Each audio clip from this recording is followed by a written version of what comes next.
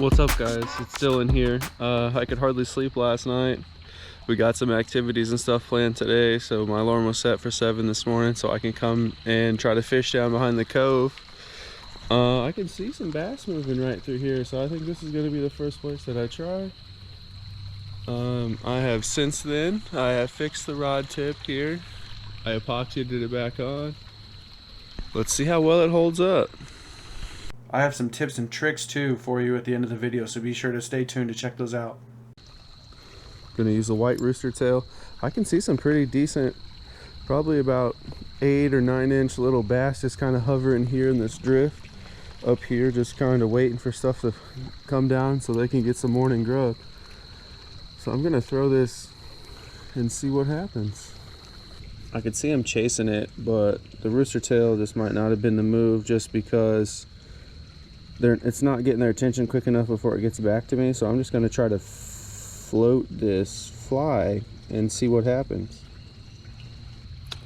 So here is my little ELK-HAIRED CATTUS. I'm going to nip that, but I had to get my little eye hole clear out because there was glue in it, but you will have that, so no big deal. That's what that's for. These bass kind of just moved back into place, so I'm just going to float this by them and see what happens. They do want it, so let me see if I can throw it over here and then maybe drag it in front of them over here. I still see a couple little bass, so let's see. Oh yeah, looking at it. Just twitch it a little bit. Yeah, there it is. Ooh, he let go. This is kind of like micro fishing. These guys are kind of itty bitty, but that's why I switched to a little baby hook.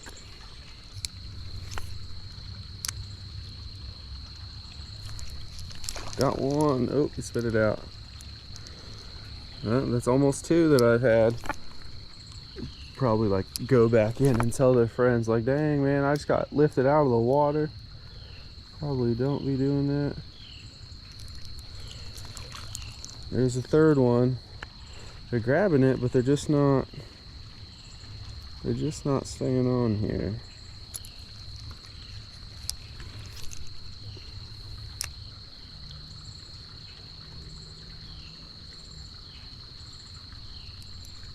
Look, our little baby bass. Hey, I knew I'd catch something eventually on the little ELK-HAIRED CATTUS. Oh no, okay, well, bye-bye, friend. I'm gonna move a little bit further down and see what I can't see. There's a couple 3 bass right here I'm trying to catch, and the only thing I caught was this little sunfish. Let's see if I can do this. His mouth is so itty bitty. They really ain't messing with this. I got something for them. Bass really love these little poppers, so let's see if I can get one to bite on here. Well, so far I've caught 2 little fish. Nothing too crazy. There's a nice size one literally just hanging out right in front of me. Probably can't see it, but he's literally hanging right off the point of that rock. It's a little deep right there. Hopefully this has got enough weight to where I can get it where I need it to. Moving up and down this little channel here. Yeah, there he is, big boy.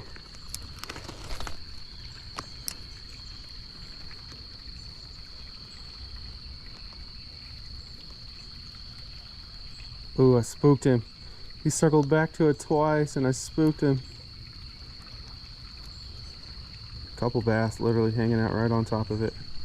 Ooh, ooh, got one. On the whopper flopper. 3rd one, getting a little bigger. There was 3 of them. Right here it gets kind of deep and they're coming for it. Careful. Right there on the side of the lip. Look at that little guy. He's got some nice orange fins on him.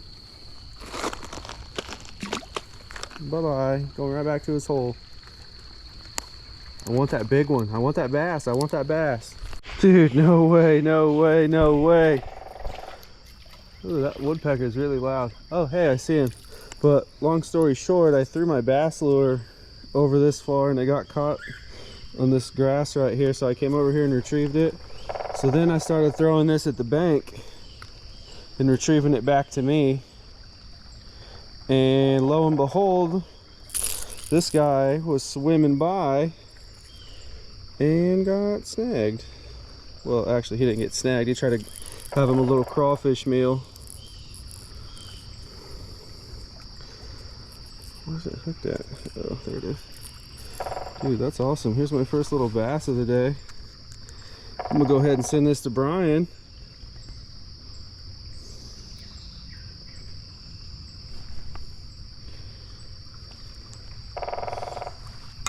It is very steep over here where I'm standing.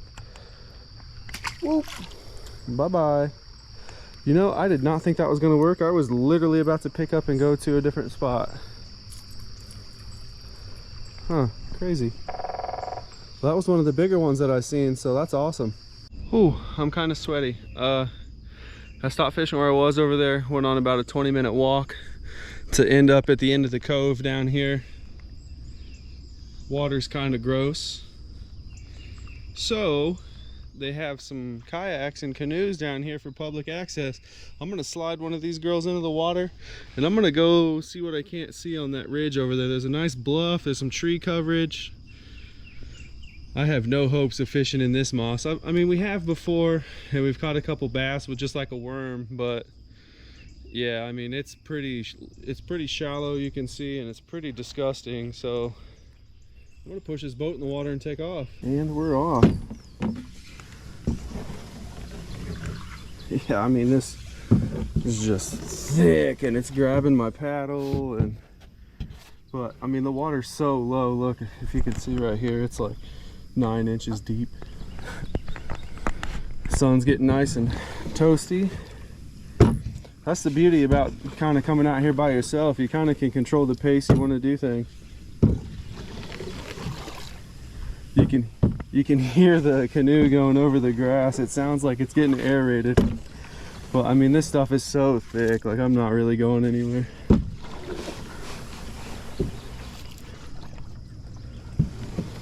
Ugh. Huh. This is what all of this is. I mean, this is how much progress I've made. None. Whew. I'm determined. I got time, but damn, it's probably gonna kill me. All right, that's a no-go. Oh, I'm winded trying to fight this. Here, I'll show you what I did. So if you look, I came in over here, started to go this way. I was hoping it was deeper and stay in this so I can come out and around. But you can see as far as I made it, about right there. And I couldn't go any further, so I'm winded. So I turned around, came all the way back over here, made it about right there. Couldn't do it either. So I just paddled my canoe up the Dum Dum River, put it back up. I'm not doing this. I don't even think it's because I can't do this, because I know once a year here in about here in about 3 weeks, we go on like an 11-mile canoe trip. But man, I can't fight this. There's no way. I mean, just look at this. Visibility 0. There's one little fish swimming right there. Man, that about took me out. There's no way I would have been able to do that. Back up to the creek I go.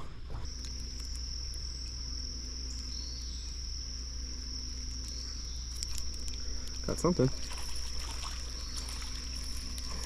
Oh, sorry. Nice size bluegill on the Crawdad. Our fishing adventure's not over since the Cove kind of skunked us. Do not get this treble hook in my thumb, please. Just let me help you. Dude, you're definitely gonna get this in my thumb. That's alright, that's what we got hemostats for. Yeah, there's some nice bass kind of swimming around in here. Oh wow, now you got all of them in your mouth? crazy. Crazy.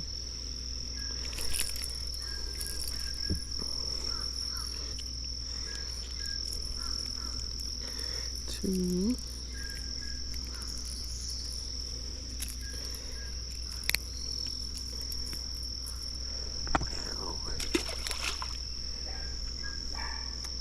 There he goes. Dude, this thing is a killer. This little Berkley Crawdad that I bought at Walmart for like $3. I'm not really down that close to the water, so it can't do what it does. When you reel this in, it grabs the bottom, or it dives to the bottom. It looks like a crawdad.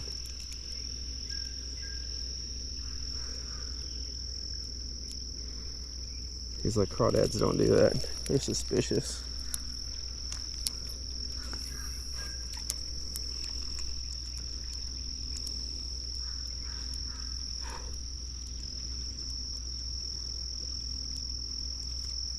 You guys gotta want better than that. Come on.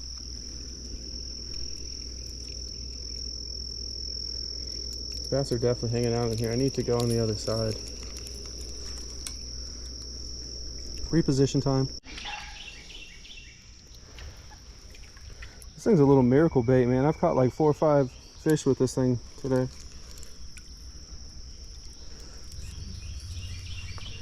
Little miracle bait.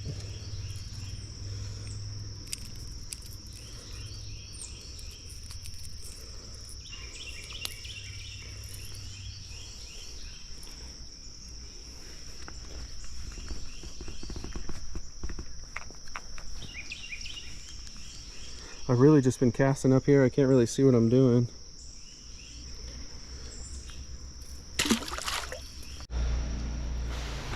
I'm kind of getting to the point to where I have to switch baits every time I catch one because they're on to me. Oh man, that went right in his eye. Poor fella.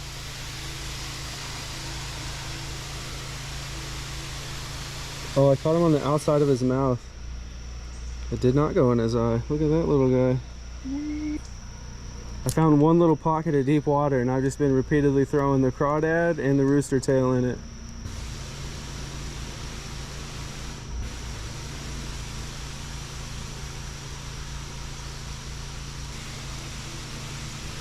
Got another one.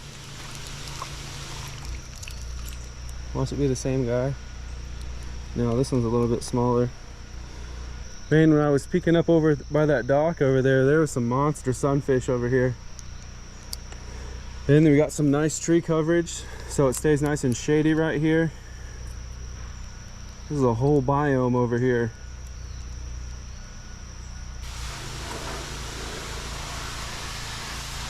The little property manager, Cozy Cove guys are over here power washing the deck behind me. Ooh, there's a nice one. I'm gonna throw in front of him, see if I can entice him. Let that sink a little bit. Oh, there's 3. Yeah. Man, I love this little Berkley micro rod that I got.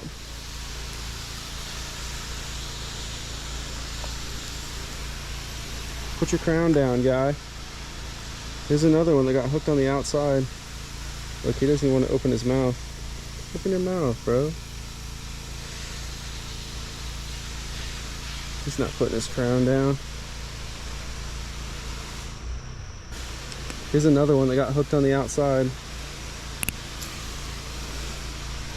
Shake, rattle, roll. He just went and tucked under a rock. There's 3. I'm still seeing little bass in here. Man, this white rooster tail has caught everything you can ever imagine, and then some. Oh, there's a nice size one. Come on, right in front of him, right in front of him. Oh, fuck.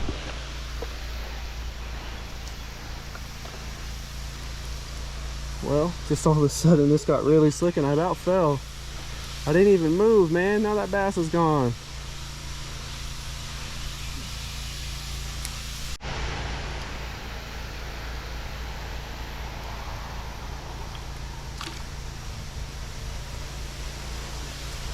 Not a monster. But another, I've caught 5 standing in this spot. Little sunfish. Little bluegill. They got some pretty cool color patterns on them too. The hook is like the size of their mouth.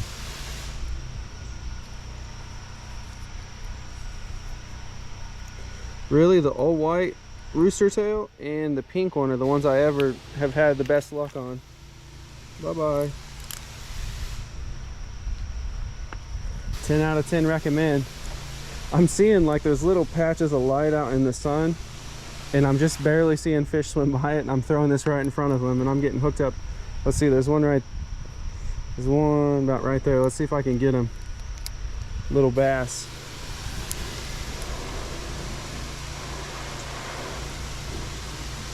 He's following. He's following. Oh, he veered off. All right, time to move spots.